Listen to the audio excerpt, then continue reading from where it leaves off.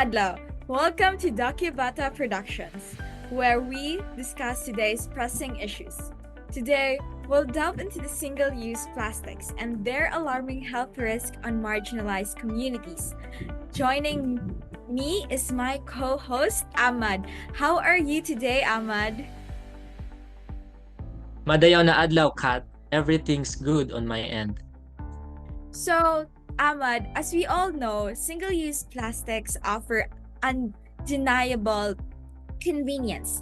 They align with the United Nations Sustainable Development Goals, aiming for a sustainable future by 2030. Exactly. However, the production and disposal of these plastic contribute contribute significantly to climate action, UN SDG number 13, through carbon emissions. That's right, Ahmad.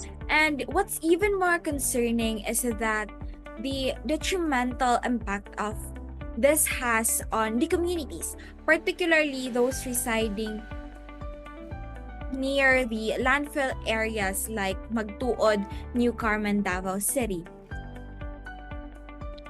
So since we're already concerned about plastic pollution, let's dive deeper into single-use plastic and their effects on our communities. So, Filipinos widely use single-use plastics due to their convenience and accessibility across various businesses, from food stalls to grocery stores. However, the throwaway nature of these plastics makes them incredibly inefficient. These plastic waste can persist in the environment for centuries, posing a significant challenge for scientists seeking ways to break down and shorten their lifespan. You're right, Kat. Improper waste management of single-use plastic creates many social, environmental, and economic problems. But before we delve into these details, Ahmad, let me first welcome our very esteemed guest, Clint Ace Lazo, who have been actively researching this topic. Thank you for having me, Kathleen and Ahmad.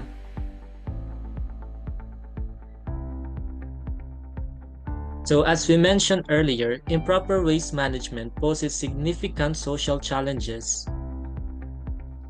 Clint, could you elaborate on some specific examples? Certainly, in one of my research, the National Library of Medicine highlights how improper waste management can spread diseases through contaminated water, air, and soil. Communities residing near dam sites or areas with poor waste management are particularly vulnerable to these health risks. This can include respiratory problems caused by microplastics released from burning plastics waste. Additionally, the potential contamination of food sources, particularly seafood, with microplastics leads to bioaccumulation and potential health risks. So it's not just about the immediate environment, but also the long-term health consequences for these communities, potentially causing significant health problems like respiratory issues, right? Precisely, this situation creates social equity issues, further, further marginalizing these communities. They often bear the brunt of environment pollution and lack access to proper waste disposal facilities, perpetuating existing inequalities.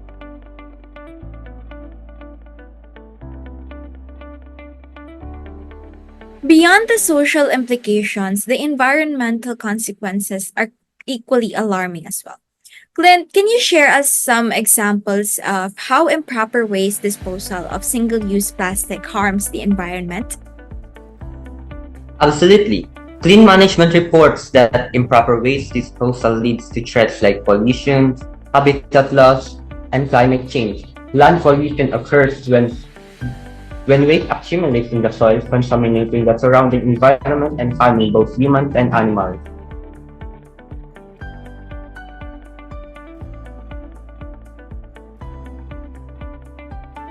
And water pollution is another major concern. Waste that doesn't reach landfills ends up in bodies of water, increasing toxicity, and rendering freshwater unsafe for human consumption and marine life.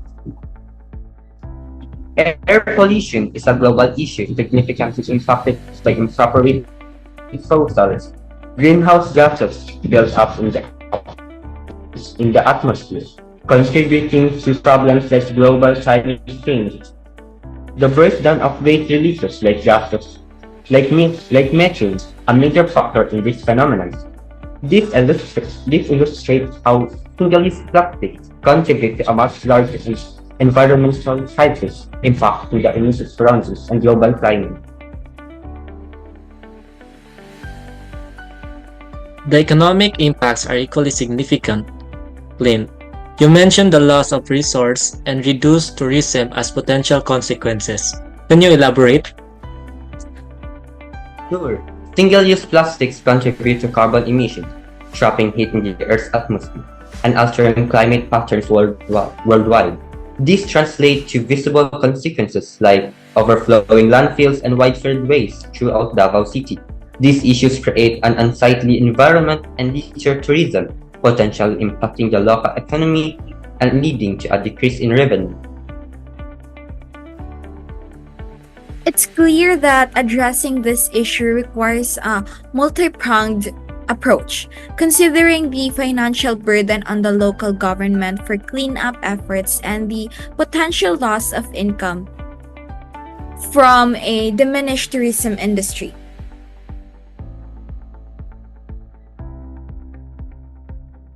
So we established the severity of the problem. Now, let's identify the root causes. Clint, what factors contribute to the improper waste management of single-use plastics? Several factors are at play. Filipinos often lack the discipline to dispose of waste properly. Additionally, weak implementation of environmental regulation and etiquette by LGUs and NGOs hinders progress. Insufficient funding for alternative, environmentally friendly products further complicates the situation. Absolutely, Clint.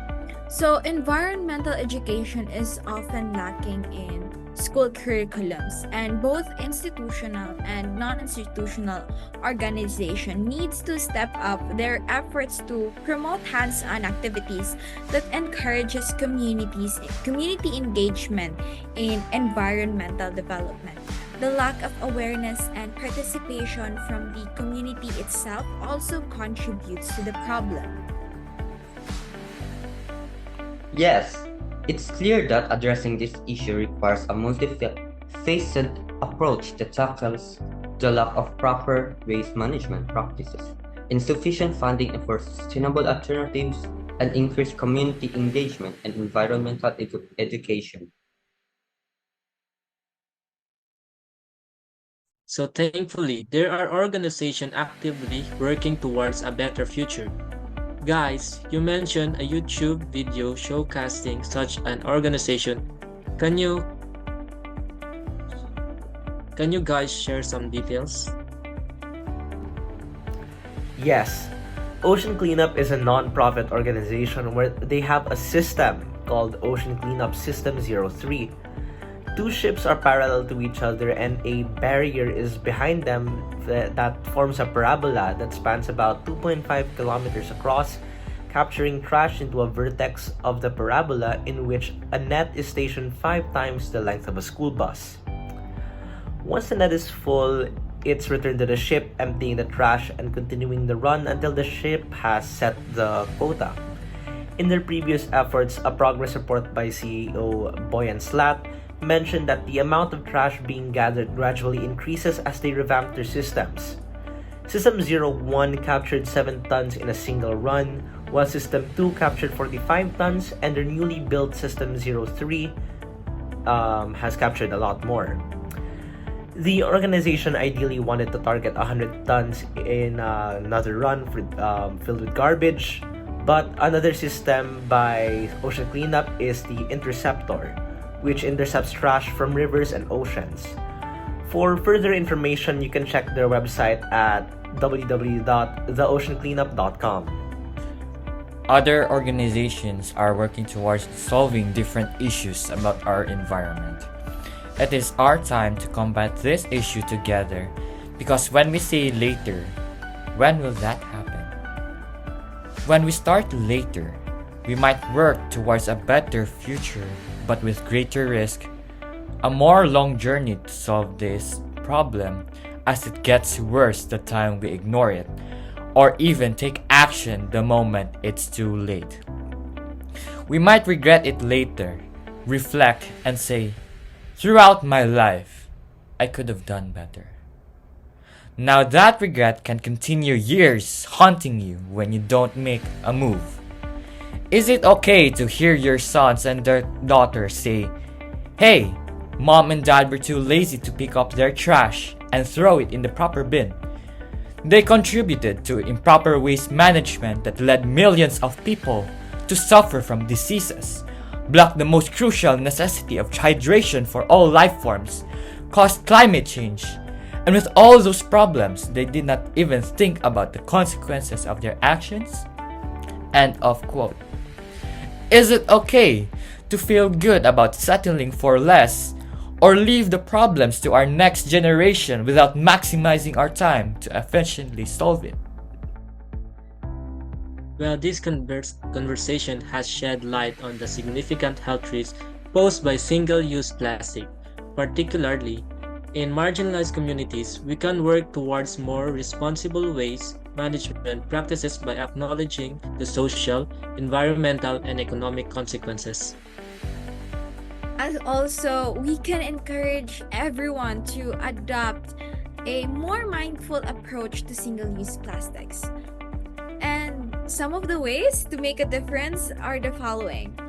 As an individual, we can actively choose reusable alternatives to single-use plastics, like shopping bags, water bottles, and food containers. We can also be an advocate for carrying reusable utensils and straws when dining out. Also, support businesses that are actively reducing their plastic footprints.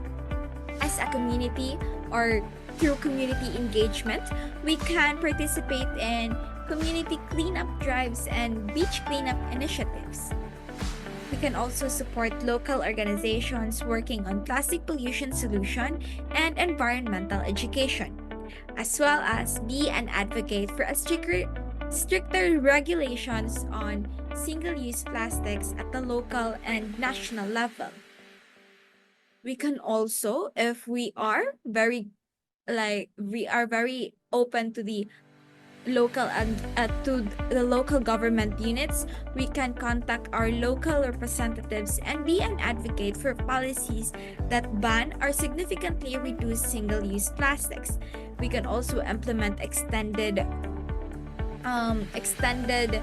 producer responsibility programs to hold manufacturers accountable for the life cycle of their plastic products. We can also increase fundings for research and development of sustainable alternatives to plastics. By taking these actions and working together, we can create a healthier and more sustainable future for ourselves and our communities and the planet. So, thank you so much, Clint. We are so happy that you are here with us. Thank you for joining us today.